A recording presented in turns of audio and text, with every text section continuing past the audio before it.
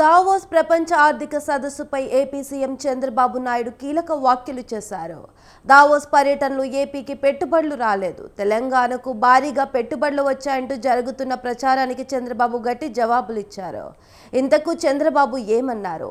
ఏపీకి పెట్టుబడులు తీసుకురావడానికి చేస్తున్న ప్రయత్నాలేంటి? Let's watch the story.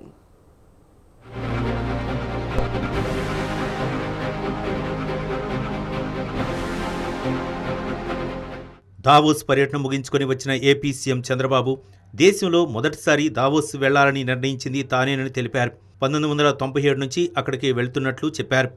ధ్వంసమైన AP బ్రాండ్ను మళ్లీ ప్రమోట్ చేస్తున్నారని, రాష్ట్రాన్ని మళ్లీ ప్రపంచ పట్టంలో పెట్టడమే లక్ష్యమన్నారు.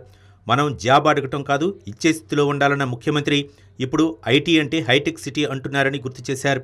ఉమ్మడి ఏపీలో సీఎంగా ఉన్నప్పుడు ప్రపంచమంతా తిరిగి కంపెనీలు తెప్పించారని, ఇప్పుడు ప్రపంచవ్యాప్తంగా తెలుగు వాళ్లు వివిధ హోదాల్లో పనిచేస్తున్నారని చంద్రబాబు అన్నారు.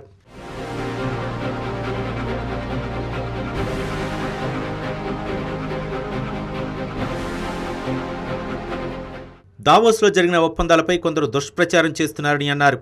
ప్రపంచవ్యాప్తంగా ఉన్న కార్పొరేట్ కంపెనీలు, వివిధ దేశాల ప్రతినిధుల సమావేశానికి దావోస్ వేదిక అన్న చంద్రబాబు ప్రపంచంలో వచ్చే ఆధునిక ఆలోచనలు, ట్రెండ్స్ తెలుసుకునే అవకాశం కలిగిందన్నారు. దావోస్ సదస్సులో ఈసారి green energy, green hydrogen, AI కీలక అంశాలుగా మారాయన్నారు. అక్కడికి వెళ్ళింది కేవలం ఒప్పందాలు చేసుకోవటం కోసమే కాదన్నారు. ఇక్కడి ఒప్పందాలు అక్కడికి వెళ్లి చేసుకోవాల్సిన అవసరం లేదన్న ఆయన నాలెడ్జిని పంచుకోవటం కోసమే ఆ సదస్సు అన్నారు. దావోస్ అంటే ఒక మిత్ ఉంది అందరికీ.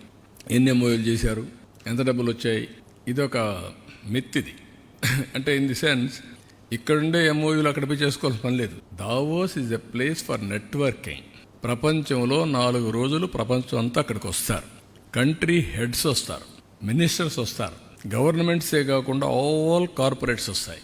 నేను చూసినటివి అనేక దేశాల్లో మాట్లాడాను.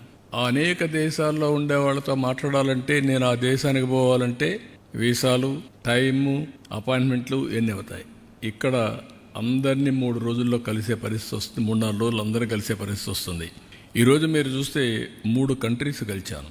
27 బయోలాటరల్ మీరు చూస్తే డిఫరెంట్ కంట్రీస్లో వరల్డ్ బెస్ట్ కంపెనీస్ అన్నీ కూడా సీఈఓలు అందరూ వచ్చి కలిచారు. మన ప్రజలకు సంపద క్రియేట్ చేయగలుగుతాం.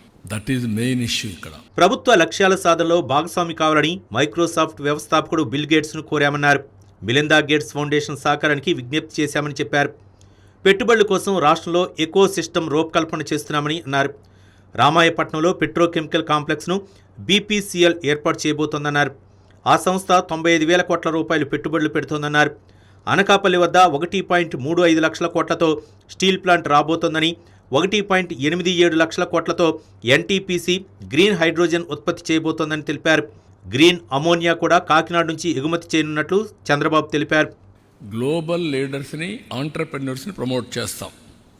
2047కి ఈరోజు పర్ క్యాపిటల్ ఇన్కమ్లో నెంబర్ 1 ఉన్నాం. ఆ రోజుకి వెల్త్ క్రియేషన్లో, వెల్త్లో మోస్ట్ ఇన్ఫ్లుయెన్షియల్ కమ్యూనిటీగా ఇండియన్స్ ఉంటారు. దాంట్లో 35% తెలుగు వాళ్ళు ఉంటారు. దట్ ఈస్ మై డిజైర్, నా కోరిక, నా ఆశయం. దానికోసం పనిచేస్తున్నాం. అమరావతిలోనే ఈ కన్వెన్షన్స్ అన్నీ ఉంటాయి. గ్లోబల్ లీడర్షిప్ ఫోరం కన్వెన్షన్స్ ఇక్కడ ఉంటాయి. ప్రపంచానికి సర్వీస్ అందించడానికి భారతదేశం ఒక హబ్గా తయారవుతుంది. ధ్వంసమైన ఏపీ బ్రాండ్ను మళ్లీ ప్రమోట్ చేస్తున్నామన్న ముఖ్యమంత్రి రాష్ట్రాన్ని మళ్లీ ప్రపంచ పట్టంలో పెట్టడమే తమ లక్ష్యమన్నారు. మన వాళ్లు ఉద్యోగాలిచ్చే స్థాయిలో ఉండాలని ప్రయత్నాలు చేస్తున్నామన్నారు.